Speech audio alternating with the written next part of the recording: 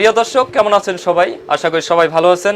দেশ এবং দেশের বাইরে থেকে এই মুহূর্তে যারা আমাদের এই প্রতিবেদনটি দেখছেন তাদের সবাইকে জানাই প্রীতি ও শুভেচ্ছা। দর্শক, আপনারা দেখতে পাচ্ছেন আমার পাশে কিন্তু অসংখ্য কবুতর। এখানে কিন্তু সবগুলো দেশি কবুতর না দর্শক, এটা কিন্তু পরিত্যক্ত ছাদে একটি সঠিক পদ্ধতিতে কবুতর পালন করা হচ্ছে। এখানে অসংখ্য কবুতরের খোপ দেখতে পাচ্ছেন আপনারা, প্রতিটা খোপেই কিন্তু ডিম বাচ্চা শুরু হয়ে গেছে। বেশি দিন কিন্তু হয়নি দর্শক এই খামারের বয়স। আমরা বাকি কথা অবশ্যই খামারি ভাইয়ের মুখে শুনবো। এখানে সবারই প্রিয় কিছু জাতের কবুতর পালন করা হচ্ছে, ডাবুক, গিরিবাজ, বোম্বাই, মানে বিভিন্ন জাতের কবুতর মিক্স করে পালন করা হচ্ছে। দেশীয় আছে এখানে, কিন্তু এই ঘরের বাইরেও দুটা বড় বড় খোপ রয়েছে বাইরে। আমরা সব কথা শুনবো যে খামার ভাই কতদিন আগে তার এই শখের ভালোবাসার কবুতর খামারটি শুরু করেছেন এবং বর্তমানে তার এখানে কতগুলো কবুতর এবং তিনি কেমন লাভবান হচ্ছেন।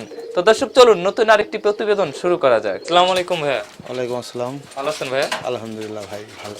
ভাইয়া, আমরা চলে আসলাম আপনার খামারে। খামারটা এতই সুন্দর আর কি, দেখে আসলে মন ভরে যাচ্ছে যে আপনি শুরু করেছেন ছোট পরিসরে পরিত্যক্ত ছাদে, ছাদটাকে একটা কাজে লাগাই দিয়েছেন আর কি, পরিত্যক্ত নাই আর। তো এটা একটা ভালো উদ্যোগ। আমরা একটু জানবো আপনার কাছ থেকে যে আপনি কিভাবে শুরু করলেন, কতদিন আগে, এবং বর্তমানে আপনার এখানে কি কি জাতের কবুতর আছে, তাদের স্বাস্থ্য ভালো রাখার জন্য কি খাবার খাওয়াচ্ছেন এবং কি কি রোগবালাই দেখেছেন। প্রথমে আপনার নাম পরিচয়টা একটু জানতে চাই আমরা।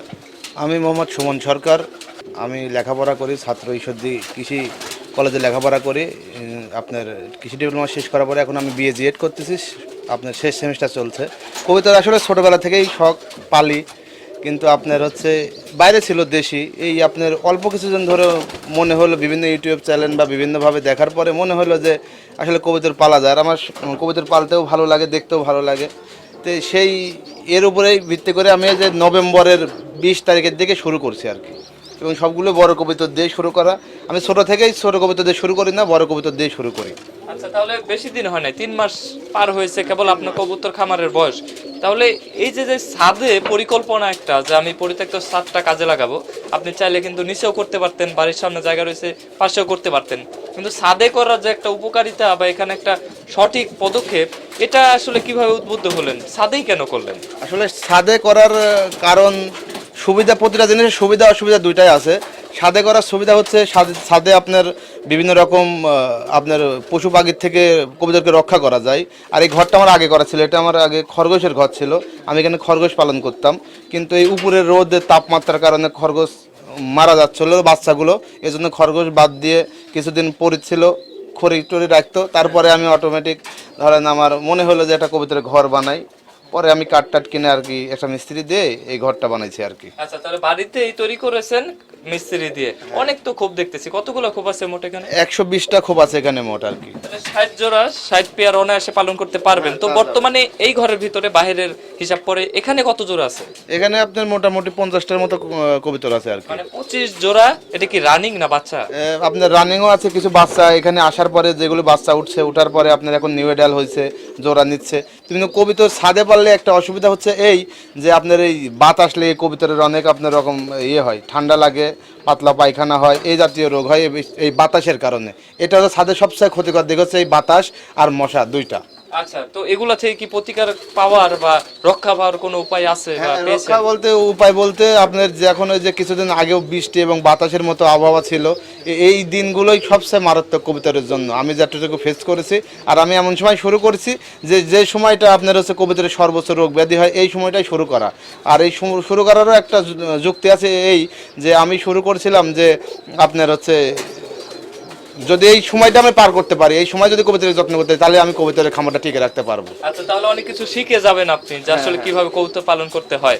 তো আমরা দেখতেছি যে অনেক জাতের কবুতর এখানে একত্রে পালন করতেছেন। কয়টা জাত আছে এবং কি কি জাত, একটু নামগুলো বলবেন আসলে কি কি?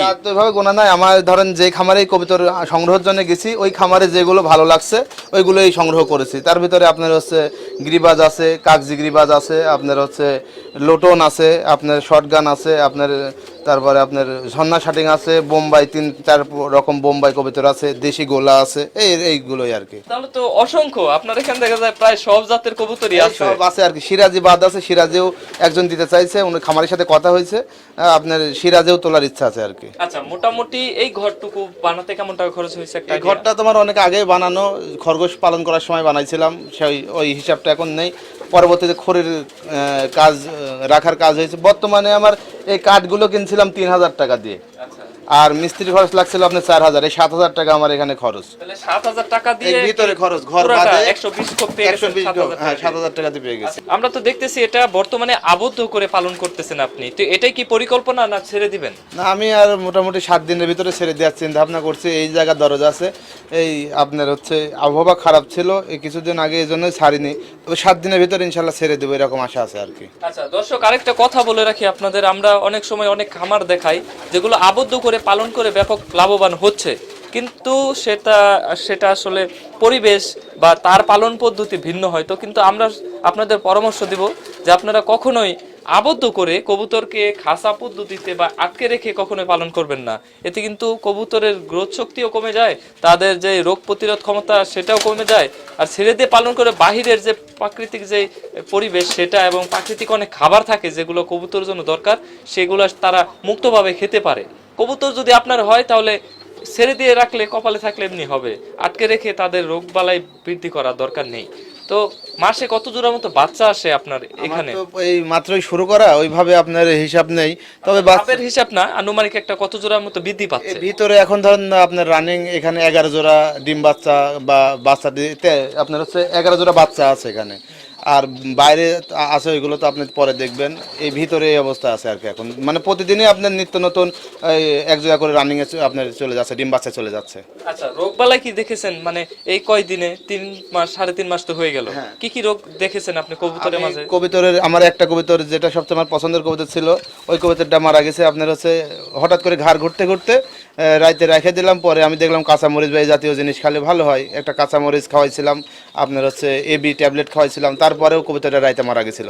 তারপর কবুতর পাতলা পায়খানা হয়, আমি পাতলা পায়খানা হলে আপনার হচ্ছে ইটের গুঁড়া যেটা আছে, ওটা ইটের গুঁড়া যদি খাওয়ানো যায় তাহলে আপনার হজম শক্তি বেড়ে যায়। তারপর স্যালাইন আছে, স্যালাইন খাওয়ানো যায়। আপনার হচ্ছে কবুতরের পরে আপনার ওই হয় এক ধরনের চুনা পায়খানার মতো একটা হয়ে, ওইভাবে আমার 2টা কবুতর মারা গেছে। এইগুলো হচ্ছে কবুতরের প্রধান রোগ। আসলে ডিসেম্বর এবং জানুয়ারি কবুতরের এই 2টা মাস সবচেয়ে গুরুত্বপূর্ণ। এই 2টা মাস কবুতরের সঠিকভাবে ট্রিটমেন্ট করলে তাহলে কবুতরের খামারটা রক্ষা পাওয়া যাবে। আচ্ছা, যদি কেউ খামার করলো কিন্তু ডিসেম্বর জানুয়ারির পরে দেখলো গরম পড়তেছে তখন, কিন্তু তার যে সামনে যে শীতকাল আসবে তখন কিন্তু সে কিন্তু সেটার জন্য প্রস্তুত না, সে কিন্তু অনেক কিছু জানে না। ভ্যাকসিন কিন্তু প্রয়োজন কবুতরের জন্য, ভ্যাকসিন করান আপনি? না, আমি কোনো প্রকার ভ্যাকসিন এই 3 মাস হচ্ছে আমি কোনো প্রকার ভ্যাকসিন করাইনি এখন খুব পর্যন্ত। তাড়াতাড়ি প্রাণী সম্পদ অধিদপ্তরে বা বিভিন্ন ফার্মেসি বা ইউটিউবে দেখে আপনি সঠিক যেটা সেটা পরামর্শ নিয়ে তারপর ভ্যাকসিন করিয়ে দিবেন, তাহলে আপনার খামারটা আরো সুরক্ষিত থাকবে।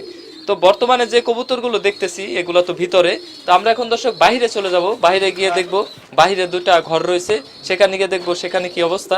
তো দর্শক চলুন বাইরে যাওয়া যাক। বাইরে তো প্রচুর কবুতর দেখতেছি, বাইরে খাবার খাচ্ছে, 2টা ঘর আছে, এটা একটা ওই পাশে একটা। তো বাইরে কতগুলো কবুতর আছে আর কি জাত?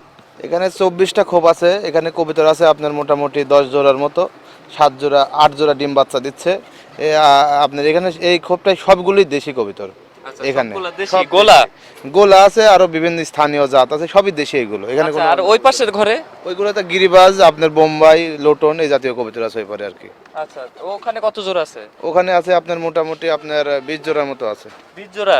তাহলে 20 জোড়া জোড়া নেই, আপনার মোটামুটি 18 জোড়া 19 জোড়ার মতো। আচ্ছা, ওখানে যদি 15 জোড়া ধরি, এখানে 10 জোড়া, 25 জোড়ার ভিতরে 25 জোড়া, মোট আপনার 50 জোড়া কবুতর আছে এখানে না? 102টা কবুতর আছে মোট। 102টা, হ্যাঁ। তাহলে দেখা যাচ্ছে 51 জোড়া। দর্শক দেখলেন আপনারা, ছোট পরিসরে পরিত্যক্ত ছাদ, দেখুন কত সুন্দর খোলামেলা একটা পরিবেশে মুক্তভাবে পালন করা হচ্ছে।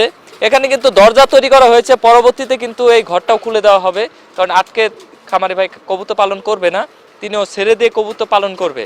তো আপনার যদি পরিত্যক্ত ছাদ থাকে দর্শক, আপনিও কিন্তু শুরু করতে পারেন অল্প পুঁজিতে কবুতর খামার। তো আপনি যারা বেকার রয়েছে বর্তমানে, যারা কবুতর সম্পর্কে জানতে চায়, যারা প্রতিবেদনগুলো দেখে, মানে কবুতর পালনে আগ্রহী, তাদের উদ্দেশ্যে কিছু বলুন। আসলে আমি মনে করি আমার ব্যক্তিগত মতামতে এই যে আপনার হচ্ছে যারা লেখাপড়া করে তারা লেখাপড়ার পাশাপাশি এটা করলে লস নাই, কবুতরে কোনো প্রকারের লস নাই, পালন করতে পারে। আবার কোনো কাজের পাশাপাশি এটা পার্ট টাইম কাজ হিসাবেও নিয়ে যেতে পারে, এভাবে আর কি কবুতর পালন করলে। আর যদি একটু রোগ ব্যাধি বা বিভিন্ন বিষয় খেয়াল রেখে বা যত্ন করে কবুতর পালা যায়, কবুতরের লস হবে না। আচ্ছা, কি জাত দিয়ে শুরু করবে প্রথম অবস্থায়? আমি তো আপনার দেশি করলে ভালো হয়, দেশির বাচ্চা বেশি দেয়, কিন্তু গিরিবাজ যেটা আছে আমাদের এদিকে যেগুলি পাওয়া যায়, গিরিবাজের আপনার বাচ্চাগুলোও প্রতি মাসে বাচ্চা দেয়, বা দেশের মতোই গিরিবাজেও আপনার এগুলি শুরু করতে পারে। আর যদি ফেন্সি করতে চাই সেক্ষেত্রে ধরেন ওইগুলো আরও বেশি টেক কেয়ারের দরকার হয়। এই গিরিবাজ এবং দেশের অত বেশি আপনার সেবা যন্ত্রের প্রয়োজন হয় না, আপনার হচ্ছে গিয়ে ফেন্সি করলে বেশি এর দরকার হয়। এই জন্য যে যেভাবে শুরু করতে পারে তার পরিচর্যা ওইভাবেই করতে হবে। আমরা দেখতেছি কি যেন একটা ছোট ছোট খাবার কবুতর খুব মজা করে খাচ্ছে, আসলে কি খাবার খাওয়াচ্ছেন আপনি এগুলা? খাবারের ভিতরে আমি এটা আপনার গমের খুদ বলে এটাকে, এটা একটু দামেও কম, আর এটা কবিতর খাইলে বাচ্চার কোনো ক্ষতি হয় না, বাচ্চাকে ভালোভাবে খাওয়াইতে পারে, এই জন্য আসলে এটা খাওয়াচ্ছি। আর খাওয়ানোর ভিতরে আপনার আমি ইটের গুঁড়া খাওয়াচ্ছি, আর এই কবিতরের আপনার হচ্ছে আপনার হচ্ছে ক্যালসিয়াম বৃদ্ধির জন্য বা আপনার ক্যালসিয়ামের বিভিন্ন ভিটামিনও খাওয়ানো হয়। আর আপনার ডিমের খোসা যেটা আপনার যে বিভিন্ন হাট বাজারে ডিম বিক্রি করে, ওখান থেকে আপনার একদম বিনা পয়সাতে ডিমের খোসাটা আনতে পারবেন। ওইটা আনার পরে গরম পানি দিয়ে ওটা ধোয়ার পরে ওটা আপনার একটু রোদে শুকিয়ে গুঁড়ে করে দিলে ওটা কবিতর খাইলে অনেক কবিতর সুস্থ থাকে আর কি।